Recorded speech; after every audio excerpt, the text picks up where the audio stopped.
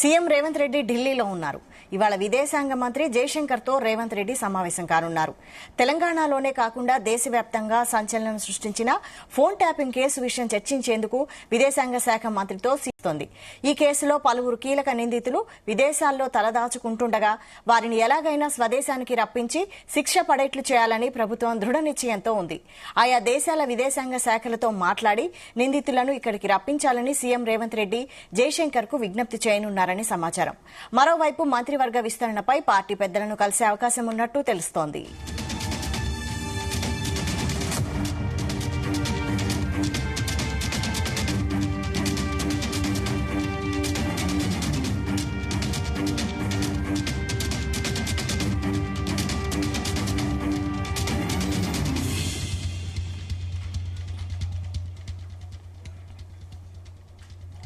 CM Revanth Reddy ఢిల్లీలో ఉన్నారు. ఇవాళ విదేశాంగ శాఖ మంత్రి జయశంకర్తో రేవంత్ రెడ్డి సమావేశం కానున్నారు.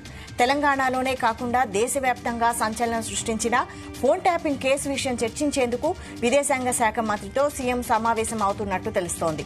ఈ కేసులో పలువురు కీలక నిందితులు విదేశాల్లో తలదాచుకుంటుండగా వారిని ఎలాగైనా స్వదేశానికి రప్పించి శిక్ష పడేట్లు చేయాలని ప్రభుత్వం దృఢ నిశ్చయంతో ఉంది.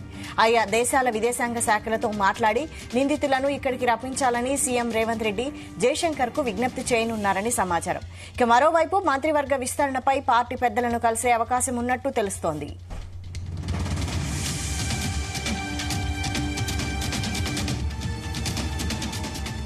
ఈ అంశంపై మరిన్ని డీటెయిల్స్ బ్యూరో చీఫ్ నరేందర్ అందిస్తారు. నరేందర్. Good morning Vaishali. నిన్న అసెంబ్లీ బడ్జెట్ సమావేశాలు ప్రారంభమైన తర్వాత ముఖ్యమంత్రి రేవంత్ రెడ్డి నిన్న సాయంత్రం ఢిల్లీకి పయనమయ్యారు. ఈ రోజు చాలా ముఖ్యమైనటువంటి అంశాల మీద అసెంబ్లీలో చర్చించేందుకు వెళ్లారు. ప్రధానంగా అటు పార్టీకి సంబంధించినటువంటి ఇష్యూస్, అదేవిధంగా రాష్ట్రానికి సంబంధించినటువంటి ఇష్యూస్ తో పాటు అదేవిధంగా కేంద్ర మంత్రులతో రాష్ట్రానికి రావాల్సిన నిధులు, అదేవిధంగా పలు అంశాల మీద చర్చించేందుకు అవుట్న ఢిల్లీకి వెళ్ళినటువంటి పరిస్థితి అయితే ఉంది. అయితే ఈ రోజు షెడ్యూల్ ప్రకారం ఇవాళ విదేశాంగ మంత్రి జయశంకర్ తో రేవంత్ రెడ్డి సమావేశం కానున్నారు. చాలా అంశాలు ఆయనతో పంచుకునే అవకాశం ఉంది. ఎందుకంటే దేశవ్యాప్తంగా సంచలనం సృష్టించినటువంటి ఫోన్ ట్యాపింగ్ అంశం అది తెలంగాణలో మరింతగా ఎక్కువగా మారింది. లాస్ట్ టైం మనం చూసాం, అది మొత్తం రాజకీయ నాయకులనే కాదు అధికారులను కూడా వదిలిపెట్టలేదు ఫోన్ ట్యాపింగ్ అంశం. దీంట్లో ప్రధానంగా ప్రభాకర్ రావు, పోలీస్ ఆఫీసర్ గా ఉన్న ప్రభాకర్ రావు కావచ్చు, అదేవిధంగా బీఆర్ఎస్ అనుబంధంగా పనిచేసినటువంటి శ్రవణ్ రావు లాంటి వ్యక్తులు కావచ్చు, అదేవిధంగా చాలా మంది కూడా దీంట్లో ముద్దాయిగా చేస్తూ చాలా మందిని పెట్టే ప్రయత్నం చేశారు. వీళ్ళందరూ కూడా ఇప్పుడు విదేశాల్లో ఉన్నారు. వాళ్ళని రప్పించేందుకు ఇప్పటికే రెడ్ కార్నర్ నోటీసులు కూడా రాష్ట్ర ప్రభుత్వం చేసినటువంటి పరిస్థితి. అయితే వాళ్ళు చాలా సార్లు కూడా అటు కోర్టు పట్టండి కాక అదే సమయంలో వాళ్ళని రప్పించే ప్రయత్నంలో చాలా ఇబ్బంది పడటం ప్రభుత్వం ఎట్టి పరిస్థితుల్లో వాళ్ళను రూల్స్ బ్రేక్ చేసైనా కూడా ఎట్టి పరిస్థితులైనా వాళ్ళని తీయాలి అన్నటువంటి ఆలోచన చేయబోతున్నారు. కనుక ఫోన్ ట్యాపింగ్ అంశంలో ఖచ్చితంగా విదేశాంగ మంత్రితో చర్చించి దీంట్లో కీలక నిందితులుగా ఉన్నటువంటి వాళ్ళు తలదాచుకున్న వాళ్ళను స్వదేశానికి రప్పించడమే కాదు శిక్ష పడేటట్లు చేయాలి అన్నటువంటి ఆలోచనతో ఖచ్చితంగా ఈ మంత్రితో భేటీ అనేది కీలకంగా మరించే అవకాశం అయితే కనిపిస్తుంది.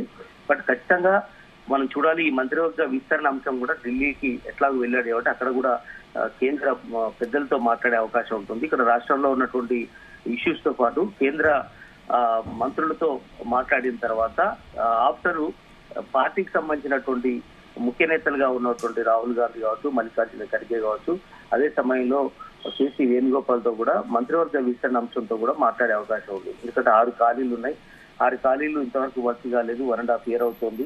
ఈ 1.5 year లో చాలా పోర్ట్ఫోలియోలు ముఖ్యమంత్రి దగ్గర ఉన్న నేపథ్యంలో దీని మీద ఒక క్లారిటీ రావాల్సిన అవసరం ఉందని. మొన్నటి వరకు ఆయన 2-3 సార్లు ఢిల్లీకి వెళ్ళినప్పుడు ఎమ్మెల్సీలకు సంబంధించినటువంటి అంశాల కోసం మాత్రమే వెళ్లారు. ఫైనల్ జాబితాను తీసుకొచ్చారు.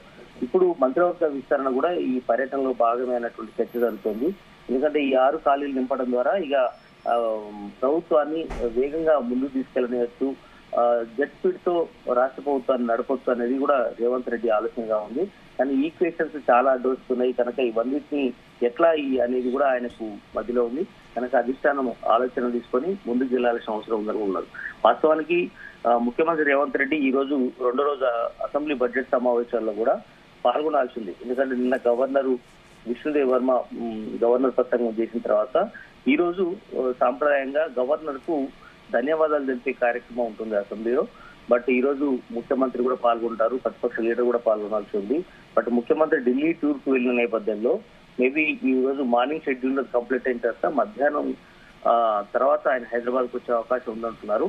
బట్ వాళ్ళ మధ్యాహ్నం వస్తే నేరుగా డైరెక్ట్ అసెంబ్లీకి వచ్చే అవకాశం ఉందని అంటున్నారు. మొత్తానికైతే వాళ్ళ అసెంబ్లీకి వస్తే ఖచ్చితంగా గవర్నర్ ధన్యవాదాలు తీర్మానంలో పాల్గొని దీన్ని సుదీర్ఘంగా మాట్లాడే అవకాశం ఉంది. నిన్న మనం చూసాం గవర్నర్ ప్రసంగం తర్వాత చాలా ఆందోళనలు నిరసనగా జరిగినటువంటి పరిస్థితి. ఎందుకంటే బీఆర్ఎస్ కానీ బీజేపీ కానీ మీడియా పాయింట్కి వచ్చి లేదా బయట కూడా మాట్లాడినటువంటి పరిస్థితి. అది కేవలం గాంధీ భవన్ నుంచి పంపినటువంటి కరపత్రం లాగా ఉందని బీఆర్ఎస్ పార్టీ కానీ బీజేపీ కూడా అదే తరాలో మాట్లాడడం.